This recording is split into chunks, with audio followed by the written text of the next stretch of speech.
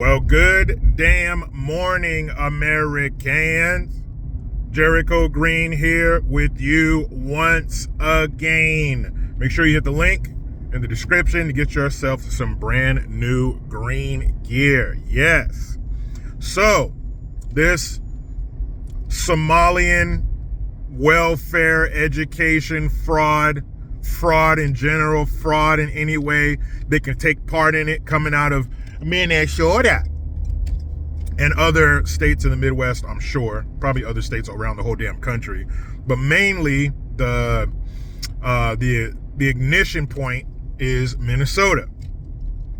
So one of the latest Keystone Cop moments coming out of that state, you have one of the daycare centers where they claim that somebody broke in and stole attendance records and some checks out of a checkbook. You know, if you have a business that have those big books full of checks, they ripped a few checks out of there. That's it? Is that what kind of thieves we're dealing with in this new year of our Lord, 2026? Is that what we have to look forward to? Are thieves that break in and take attendance records and some checks? Well, shit. We made improvements. I thought thieves stole stuff like valuables, money, electronics. But they happen to find the worst set of thieves in history who only wanted to take child attendance records and checks. Now, you smell that? It's kind of strong. But if memory serves correct, that's bullshit. What?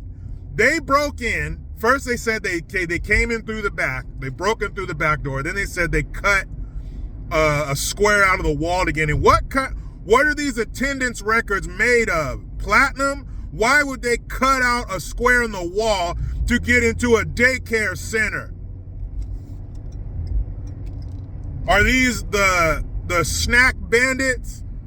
Do they just want fruit, snacks, and crackers? Why in the fuck would you break into a child daycare center to steal some records and checks? It sounds to me like they hatched a Juicy Smollett-esque plan to break in and steal their own shit, to keep the records from falling into the hands of the authorities because they're being investigated.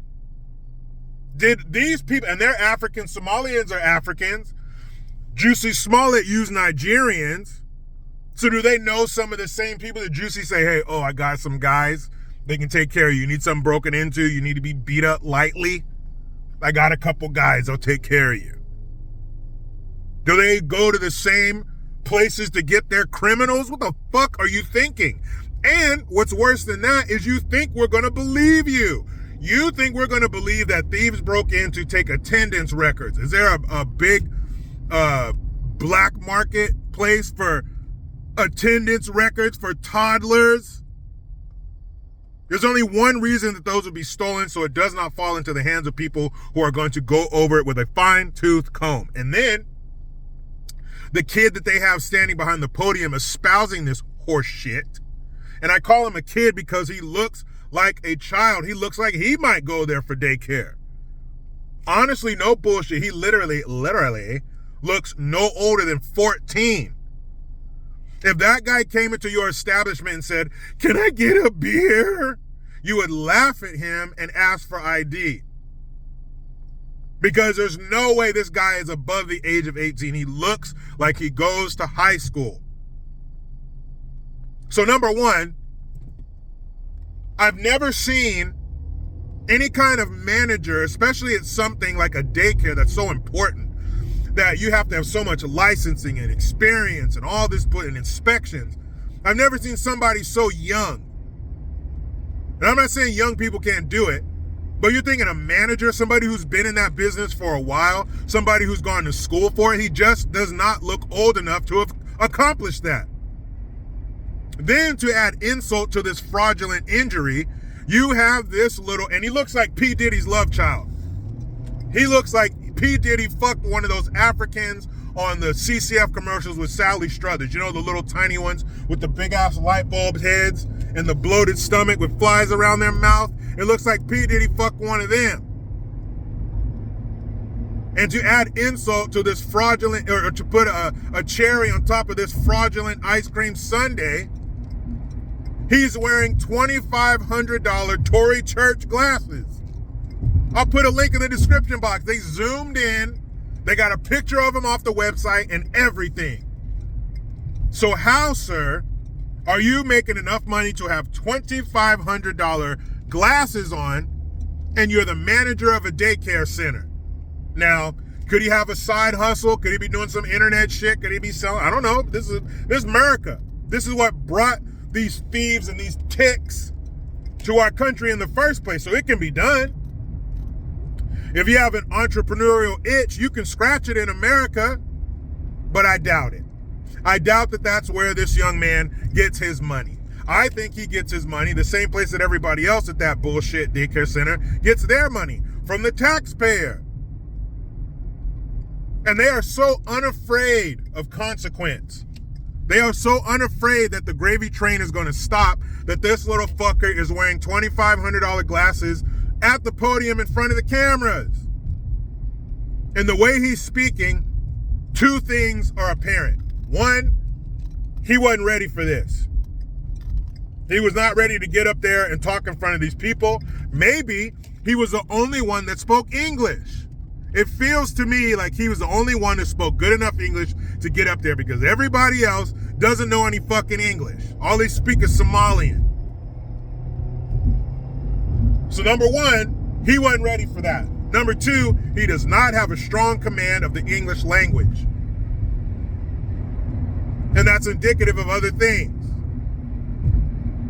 But he does not speak English very well, and he was not prepared to be up there. Now, as the manager of anything, you are the face of that branch, wherever you work. You're the face of that store. So you should be used to speaking to customers who have issues, whether it be in person or on the phone. If there are any issues with the media, you are the one who's going to speak to the media, not Joe Schmo employee who works there. It's going to be the manager. So you should be used to this. You should be used to speaking to people, explaining to them the inner workings of your business. But he was not, because he's probably not a manager. And a manager of what? Managing to steal this money? $2,500 glasses on a daycare manager. Now, any of you out there who manage a daycare, do you make enough to have $2,500 glasses on? Is that how you're rolling? What size daycare? Is this a Costco size daycare where you generate enough income to have $2,500 glasses? Nope. I know a thing or two about daycare. My wife runs a daycare. She has run a daycare in the past. And unless you have 100 kids or you're in a very affluent area, you ain't making that kind of money. And we know they're not. We know they're stealing. We know that they come here to steal. I've said it before and I'll say it again. Get rid of, cancel, throw away that they'd come here for a better life bullshit. No, they don't. They come here to play the system. They come here to steal. They come here to purge the system of its money. They come to fill their pockets.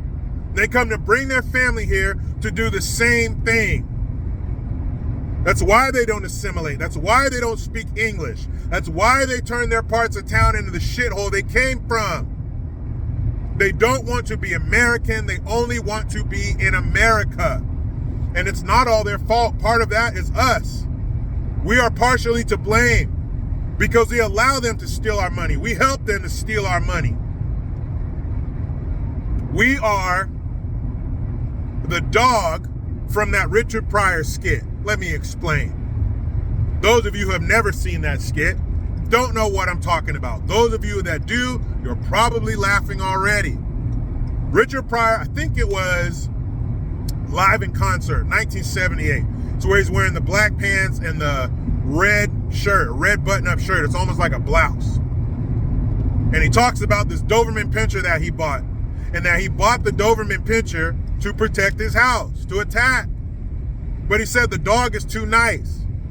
So if somebody were to break into the house, the dog would be like, no, come here, come over here. Yeah, he keeps the money right here. Okay, come over here. Yeah, here's where he keeps the jewelry. No, come over here. He's gonna show them where all the goods are. That's what our corrupt officials are doing, our elected officials, the Ilhan, the double Somali agent, Tim the retard Walls. They help these people. They show them how to navigate the system, how to get their hands on the funds. They ask for the funds for them to steal. But I'm going to be doing a live stream today. Make sure you guys keep your eyes peeled for that, because I'm going to talk about all this shit. I'm going to talk about their punk-ass mayor. I'm going to talk about P. Diddy's love child with the glasses. I'm going to talk about Ilhan Omar's punk-ass. There's so many things going on there. I'm going to talk about Nick Shirley and many other things. But meet me in the comments. Talk to me, Goose. Especially those of you who have managed a daycare. Have you gotten to the level where you can afford $2,500 glasses? But you know how it goes. I try to be done with the left, but they just won't let me.